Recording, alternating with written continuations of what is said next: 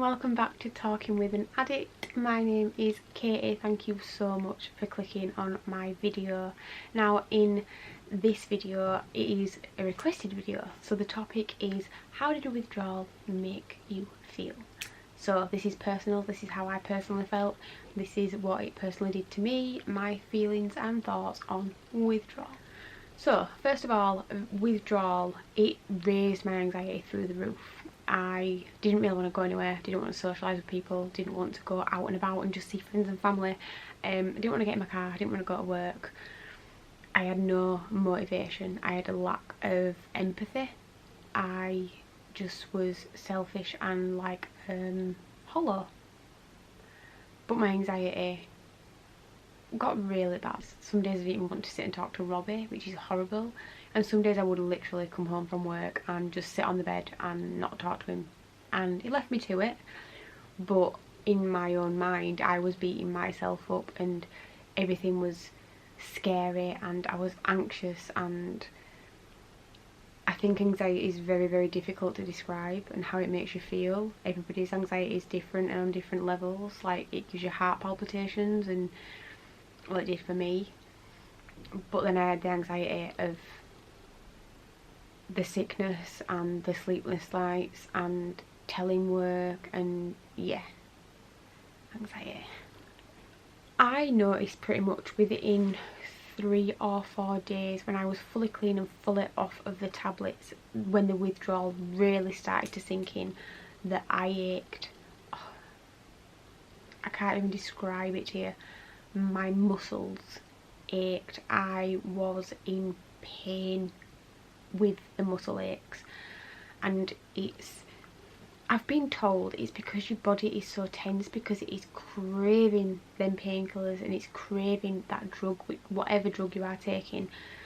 It's sort of tense all the time and it doesn't really relax and it doesn't calm down, and it got to the point where like, my back was creasing me, and I went to the doctors and I said, look, I'm on withdrawal, is there anything you can do for me? And they said you need to try relax, because your body's like this, because you're craving everything, you're walking around, you're like, oh my god. And yeah, muscle aches, they're not nice. If you are a dancer or you've ever been a dancer in your life, it's like constantly having shin splints. Or if you're a runner and you know what shin splints are, that's what it feels like, but all over your body. Now, this isn't a very nice one. It is something I mentioned in my last video, but sweating and going freezing. You go from being boiling, sat in the room or in the house somewhere, literally hanging out of the front door because you are so warm and you need to try and get your body temperature down, but it just comes in like a big rush and you go bright red and you start sweating and it's not attractive and it's not nice. I use a lot of deodorant, but the hot sweats, they just come on like that, and the next minute you are wet through and you need to go get a shower and you need to cool down, but then you get out of the shower and you're having another hot sweat. So yeah, you're basically in and out of the bathroom all day. But then the shivering, you know, if you've seen a film and you see somebody sat there and like and it's literally, that's what it's like. The shivers are so bad and your jaw even hurts because your mouth's moving that quick because you can't control it, and that's not good for you. Obviously, going from red hot to freezing cold, it doesn't do your body any good, and your muscles are tense anyway. So yeah, withdrawal wasn't very enjoyable for me. It's not for anybody I know, well, anywhere in the world it's not enjoyable, but it is worth it. Yawning. Now, I read somewhere, and I do not know if this is true, so please don't come for me, that when you yawn, yes, it can be because you are tired, but it can also be due to a lack of oxygen in your body. I don't know.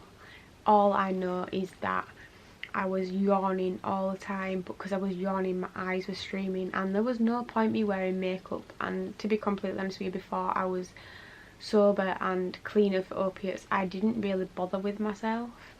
I didn't really bother doing my hair and my makeup, and I never used to look like this. But yawning and streaming eyes, there are two that definitely come to mind. It's not pretty. Now, in my last video I did say that it's really difficult to get to sleep when you are on withdrawal, and that is true.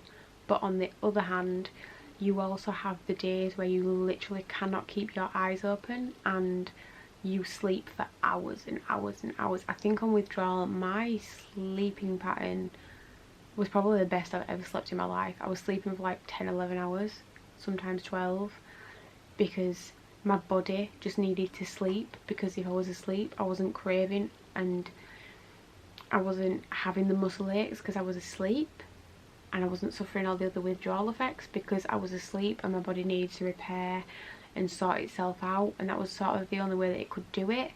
And yes, I'd sleep for 10, 11, 12 hours, but then I would be awake maybe 24 hours after that.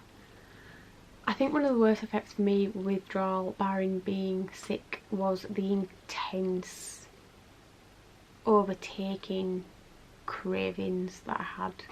They were something like I'd never felt and experienced in my life before, and I never ever want to feel or experience that feeling again.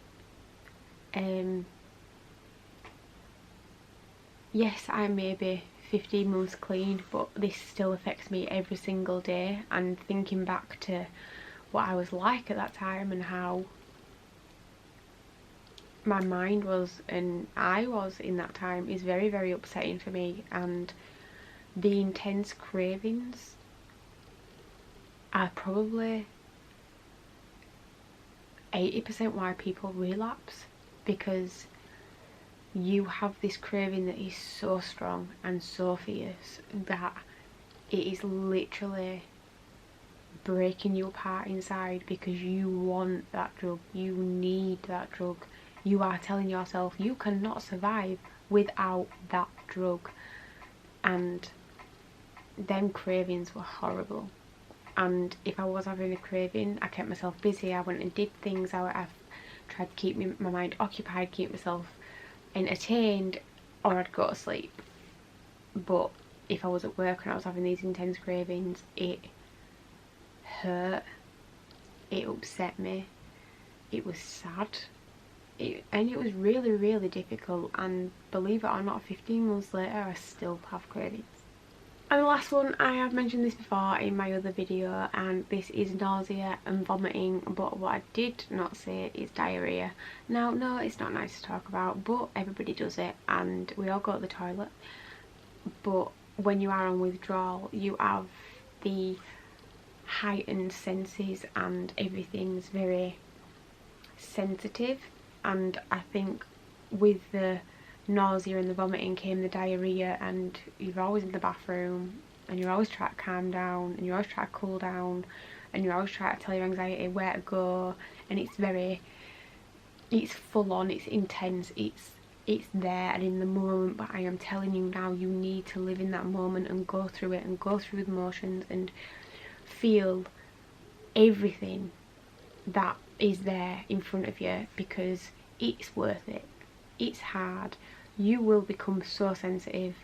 I wasn't a very emotional person before I stopped taking my painkillers. I wasn't very attached to a lot of things, and then I got clean and I can cry at everything.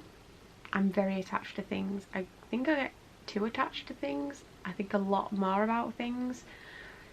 But yeah, you will be very sensitive as well. Very, very sensitive. You will think that everybody's talking about you, everybody's looking at you the wrong way, people are whispering behind your back, people have got an opinion on you, and I will tell you now, nobody does. Nobody thinks any bad of you. Nobody thinks you are a bad person, because you are not a bad person. I'm going to finish this video here. If you do have any video requests or any questions you would like me to answer, please make sure to like and subscribe and comment down below. I also have a new Instagram page which is called Talking with an Addict. I will be putting more content on there daily as well for you. So I just want to say a massive heartfelt thank you, and please remember to tell yourself that actually you can do this.